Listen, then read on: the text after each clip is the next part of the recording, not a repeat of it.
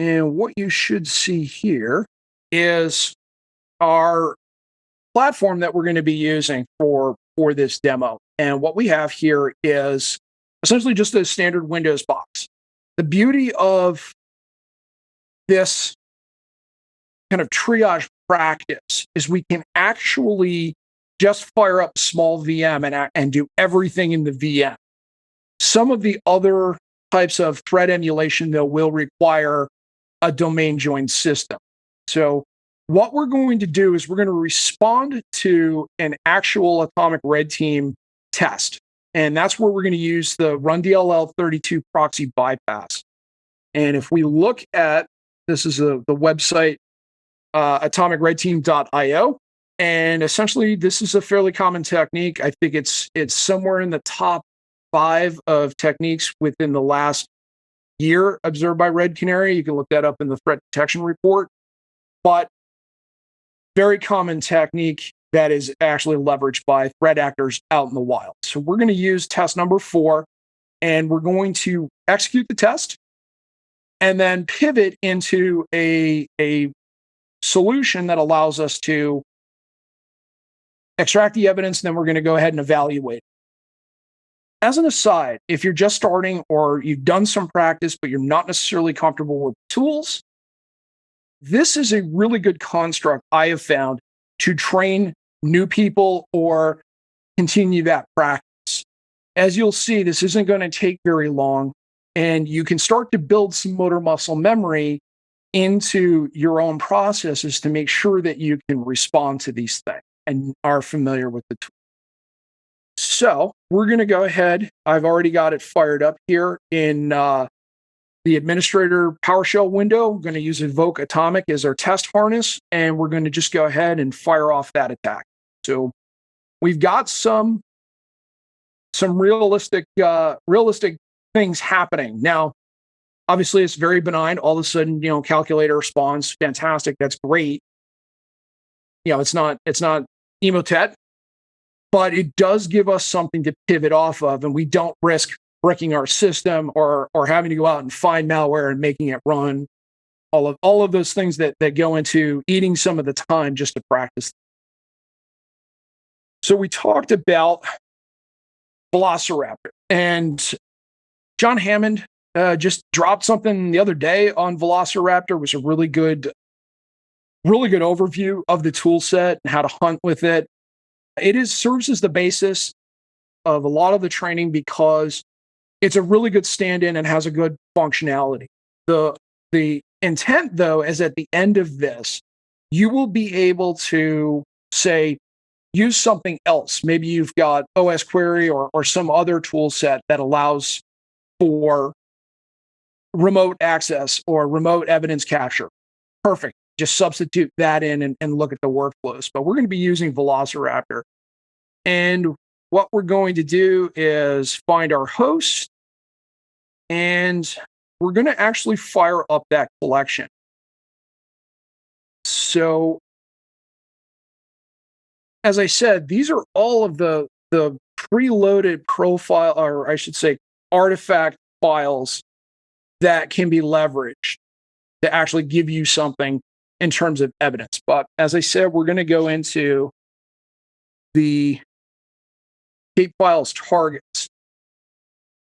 And this is our information on that. So we talked about what the basic collection looks like, what SANS triage looks like. These are all of the different files you can strictly go, hey, I just want to look at antivirus. I want to go look at bits download. I want to see what's in browser cache, all of that stuff. We're going to focus on just doing that basic collection, really to kind of get an understanding of how long that actually takes. But again, you can tailor this to very specific or very, very general. We'll go ahead and configure our parameters here. I'm just going to select the basic collection here. And then I'm just going to go ahead, look at the resources it uses, review it. And what you see is the actual Velociraptor query language specifically and how it functions. And then we're going to launch it. So what we have here is all of the data starting to percolate in there. So Velociraptor, just kind of as an aside, as this runs, the beauty of Velociraptor is the bulk of the work is done on the agent. So in a typical, say, enterprise deployment of Velociraptor, there's an actual agent that sits on each individual system. And if I even just query without actually pulling evidence, all of that workload is done on the endpoint. So what it does is you can deploy one of these in a fairly small server, anywhere from 8 to 16 gigabytes of RAM, maybe 150 to 200 gigabytes, depending on how much evidence you're pulling in a server. So one of the things that we'll talk about in the class is actually deploying this in a cloud environment for incident response. So you can actually just leave it dormant and then fire it up as needed. So in the couple of minutes I was just talking about what this looks like from a deployment standpoint, and that we've got just a tick over half a gig of files there. So we're going to go ahead and actually prepare a download. We're going to actually download all of this. So we're going to now, one of the things we can do, and this all depends on your own organization. You may just want a CSV download of this to use the best forensic tool out there, Excel. But we're going to actually go ahead and download the entire file. And what it does is puts all of that data together and then sits in a folder here. The other thing is just again, pay attention to the time of how this, from a enterprise standpoint, one of the key problems that we have is scaling. And if you look at this, say, in a post-COVID world where everybody's working remotely, maybe this is something that you have to think about in terms of distributing your ability to acquire evidence and get out of the mindset that sneaker netting or walking 3 flights of stairs, even in a large campus environment, you deal in healthcare, maybe you deal in education, and just the 5 to 10 minutes to walk is much more advantageous for us to use a platform like Velociraptor to actually go ahead and extract these. So this is almost done, actually executing and pulling those files. And so again, we're talking maybe 3 minutes to get useful data. So we're going to go ahead and download this.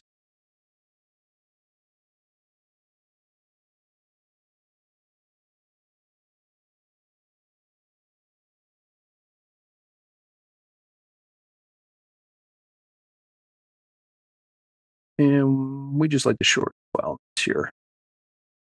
One of the other things to think about, as I'm doing this is, this may have to be something that you script also. Some of this analysis, the beauty of it, and what we work through. So now that we've got it downloaded, we can actually, our objective here is we're going to process the Prefetch file using one of Eric Zimmerman's Prefetch analysis tools.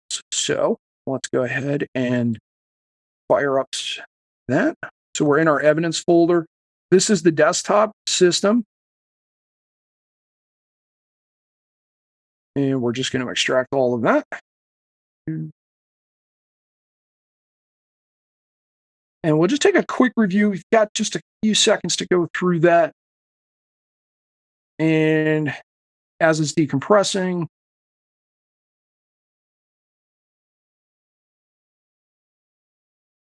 we'll take a look at what's available from that file.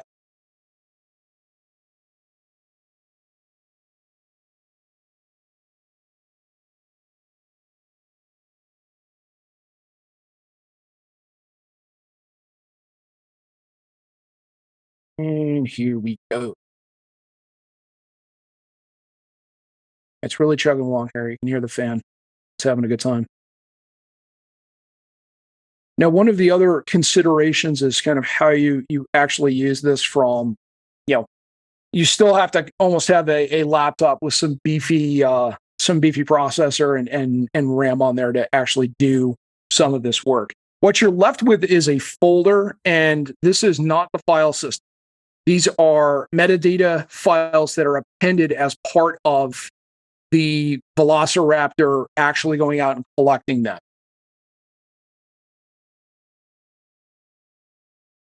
Same thing here. You can see there's some metadata about the collection, but the big thing that we want is in uploads, you've got the NTFS information. So that's where your master file table lives. So we acquired the master file table as part of this collection. So if our intent is to maybe pivot into there, we have that file. If not, look somewhere else. But here we can see we've got the C drive, and there's our prefetch file. What I like to do is actually make a copy and move it. It's just easier to work through.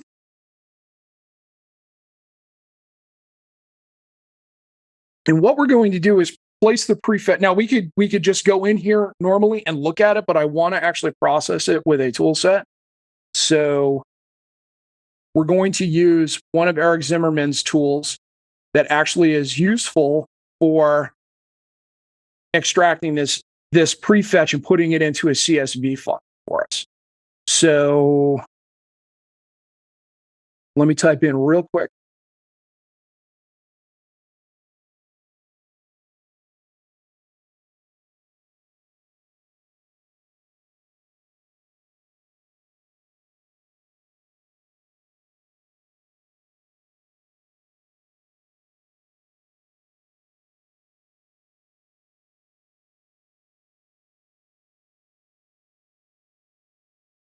So I'm pointing this to our prefetch file, and then I want to output this into a CSV file.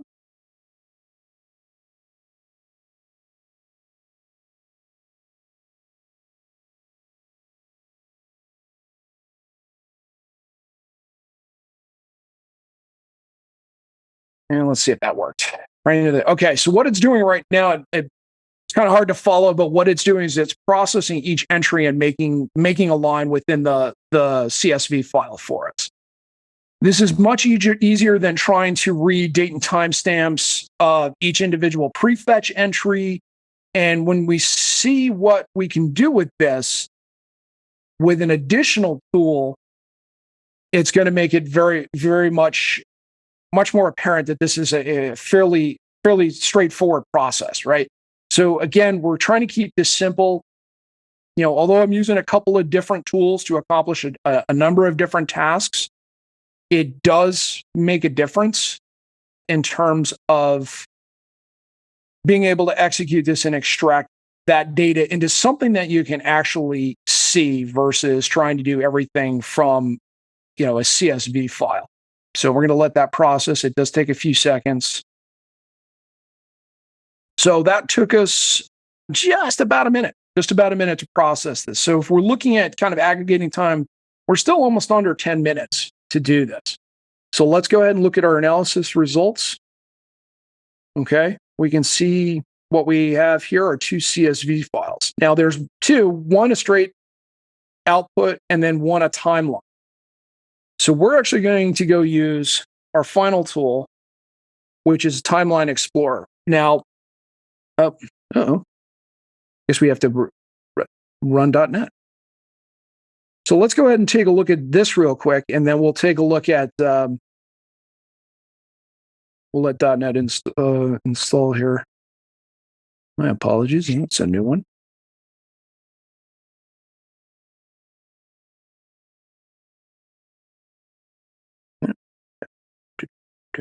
Okay, so while it's going ahead here, we're going to go ahead and open with.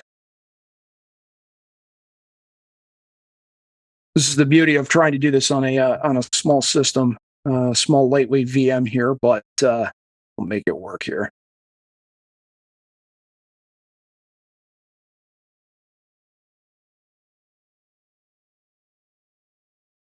So this is what we're left with. Sorry about this, folks. Demo gods are strike again here. Is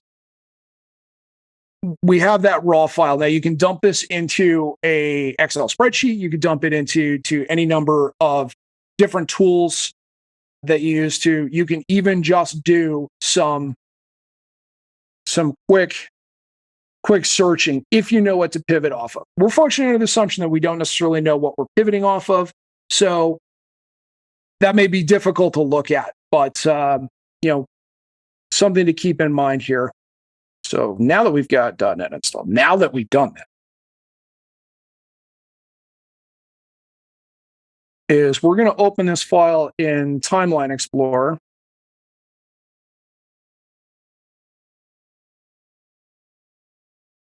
And this is another tool. Let me go ahead and open it. And we're just going to go ahead and see if we can open up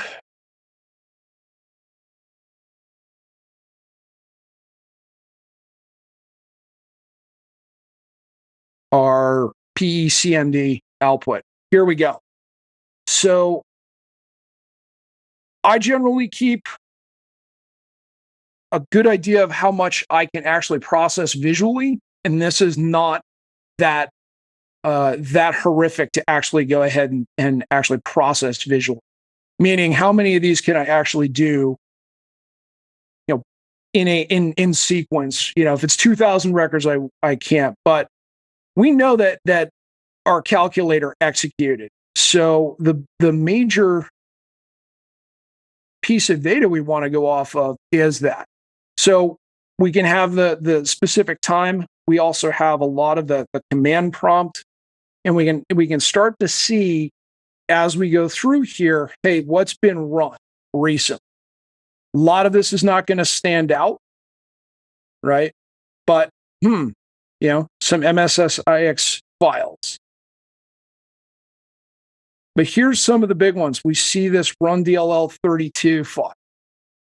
Very interesting to see that as being a prefetch entry.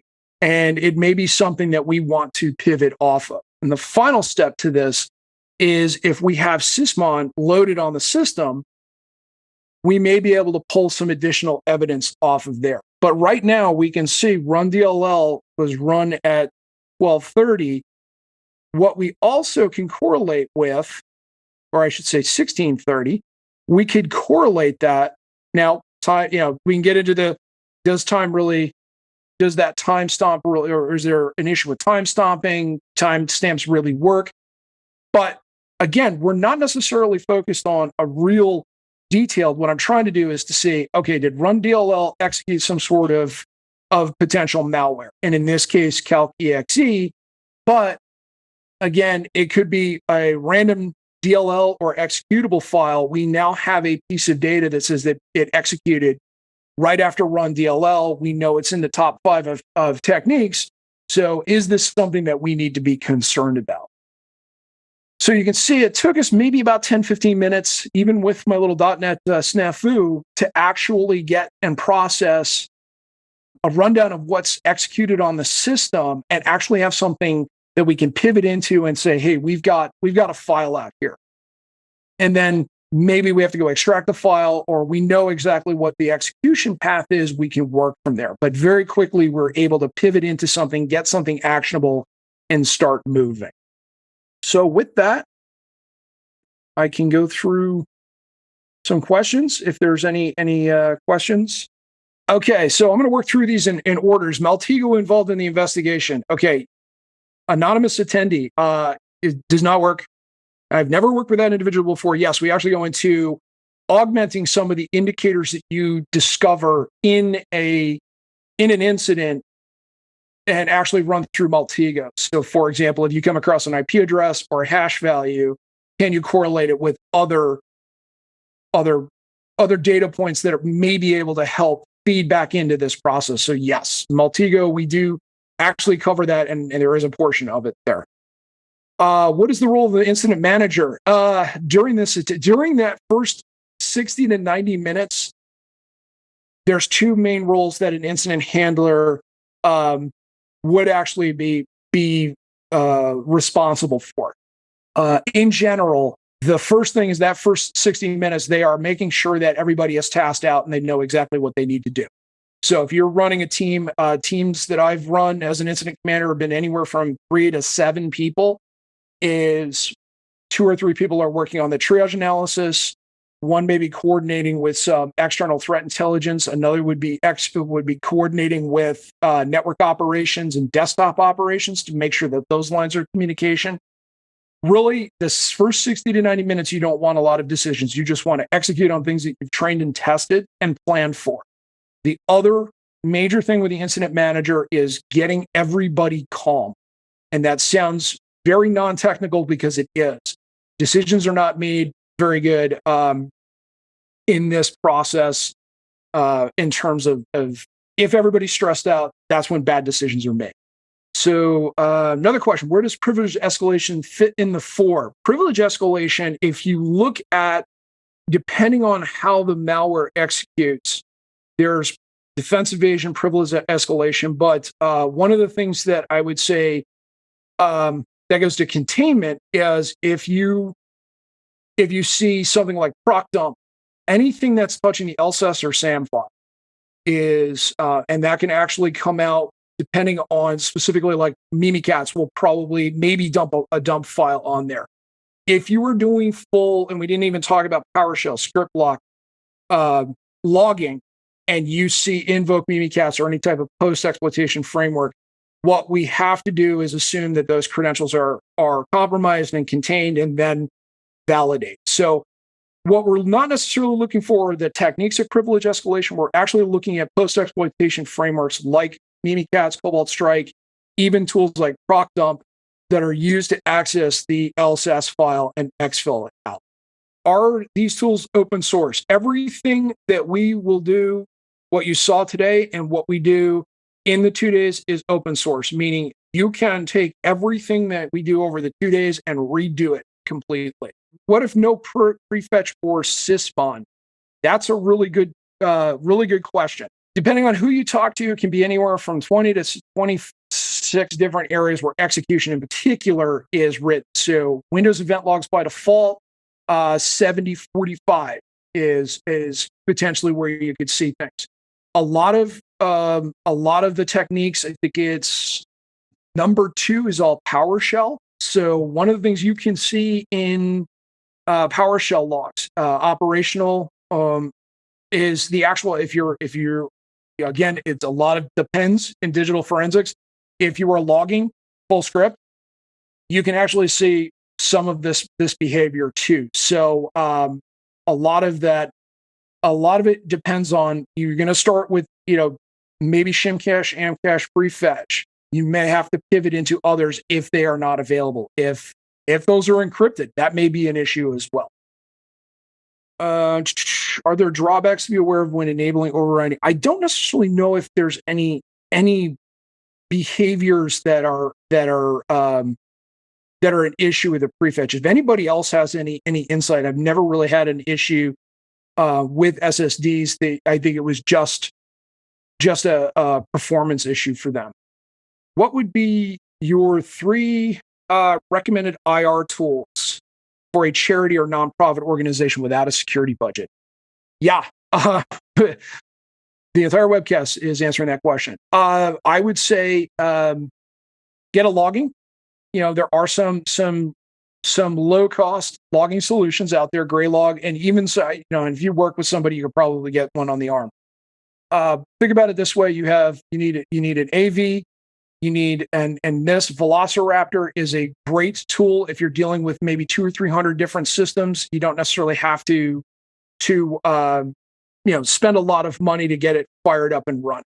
What I would recommend is it all depends. Again, standard stock answer, it depends.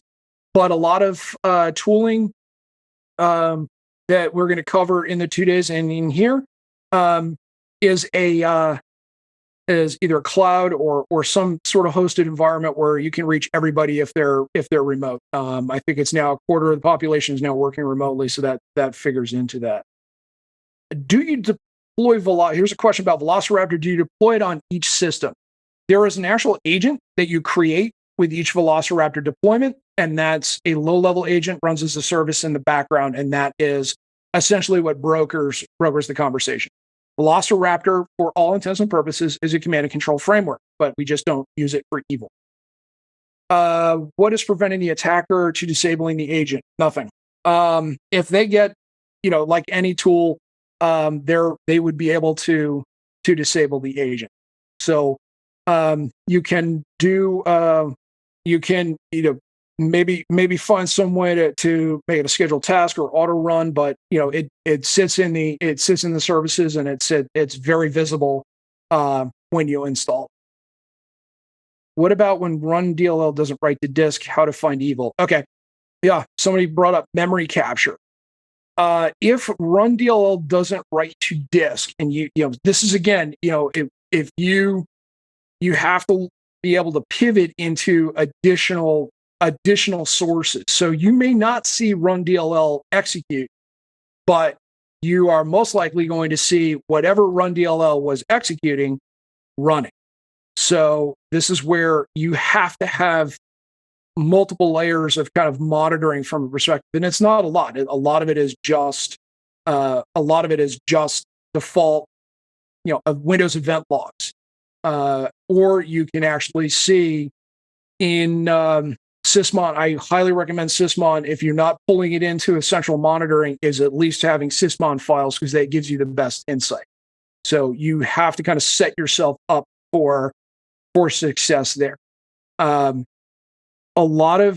will say though, a lot of the visibility that MDR providers see is the vast majority of attacks, they're just using these things and they don't care because they're banking on the fact that you're not looking at every run DLL execution.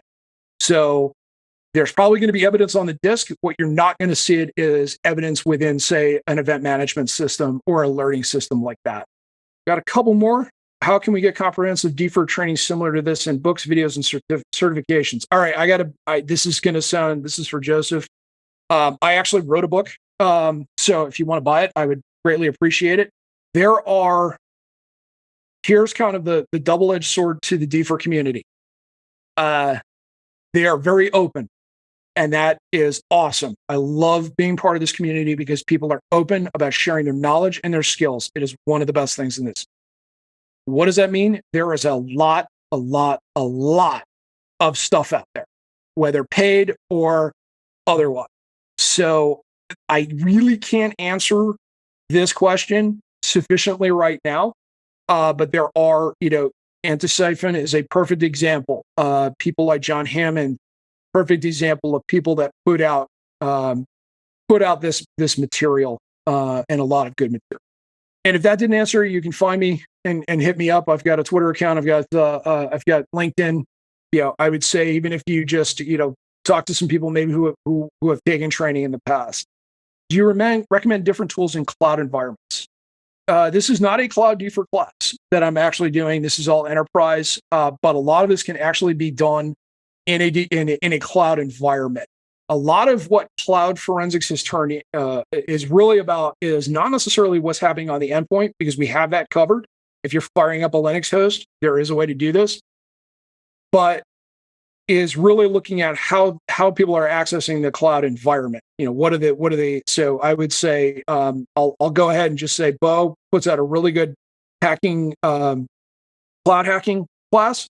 And then just go ahead and say, well, where are the log sources? Because with Azure and AWS, there's lots of log files there. Yeah. So a use case, would this be valuable? No EDR solution on the endpoint, and we're working on a forensic copy. One of the things that I would say from a forensic copy is, I have a different technique that I use if it's not a live system, and that is essentially mounting the forensic copy as a disk and then just going in and grabbing the files with a script. So, but yeah, this is a very similar process. Really, the only thing different is how we acquire that. Does Velociraptor multi-tenant? I would not do this in a multi-tenant. Have a single tenant for every, because the actual agents are tied directly to the actual instance. So you want to have that separation. What are MDR?